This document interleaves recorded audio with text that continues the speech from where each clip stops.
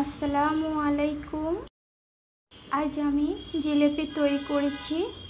দেখেন কতটা সুন্দর হয়েছে, মুচমুচে। চাপ দিলেই রস বের হচ্ছে। এখানে আমি নেব 1 কাপ চিনি আর দেব 1 কাপ পানি দিয়ে চিনিটা শিরা করে নেব আর দিব জাফরান কালার।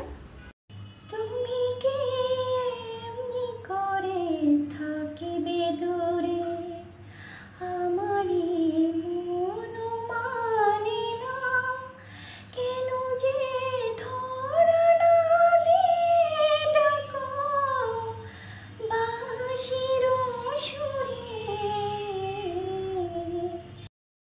আর দিব লেবুর রস।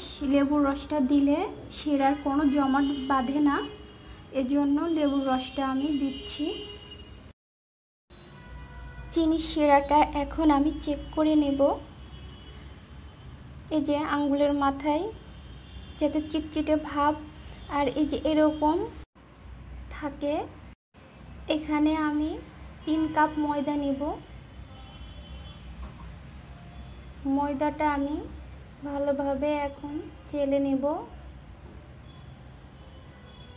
খুব সুন্দর করে ময়দাটা চেলে নিতে হবে যাতে কোনো লাম্পস না থাকে। এখন আমি অল্প অল্প করে পানি অ্যাড করে দিব। এখন আমি মিশিয়ে নিচ্ছি ময়দা এবং পানি। ভালোভাবে মেশাতে হবে। আর এর মধ্যে আমি দেব ইনো।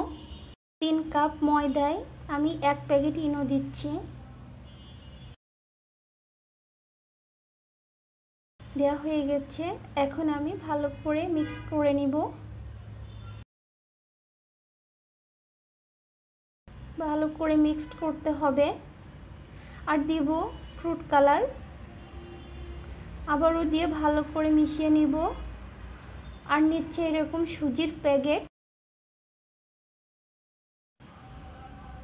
এখন আমি জিলেপির এই ব্যাটারটা ঢেলে নিব। জিলেপির এই ব্যাটার ঢালা হয়ে গেছে। এখন আমি রাবার দিয়ে মুখটা টাইট করে বেঁধে নিব। বেঁধে নেওয়া হয়ে গেছে। এখন আমি মুখটাকে কেটে নিলাম। এই যে এরকম চিকন করে কেটে নিতে হবে, বেশি মোটা করে কাটলে হবে না, তাহলে জিলেপিটা মোটা হয়ে যাবে। এখন আমি একটু পুরটা দিয়ে চেক করে নিচ্ছি যে তেলটা গরম হয়েছে কিনা। এখন আমি জিলেপি তৈরি করে নিচ্ছি। আসলে তো আমি জিলেপি তৈরি করতে পারি না, তো যেমনই পারছি আলহামদুলিল্লাহ আমি জিলেপি সবগুলা এইভাবেই তৈরি করে নিব। দেখেন কতটা সুন্দর হয়েছে আমার এই জিলেপি। এখন আমি সবগুলা তুলে নিয়ে চিনি শিরার মধ্যে দিয়ে দিব।